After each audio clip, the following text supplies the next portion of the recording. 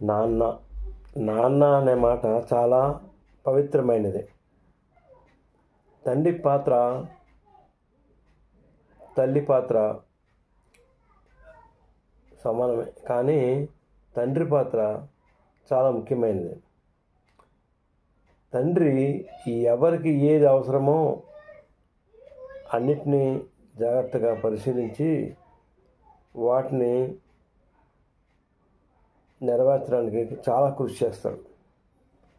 ముఖ్యంగా పిల్లల విషయంలో స్కూల్కి ఫీజులు, వాళ్ళ వాళ్ళ యొక్క దుస్తులు, వాళ్ళ యొక్క మిగతా విషయాలన్నీ కూడా వాళ్ళ స్కూల్లో ఉన్నటువంటి యాక్టివిటీస్కి కూడా ఇతను ఎంతో సహకరిస్తుంటారు. అలాగే ఇంటి విషయంలో కూడా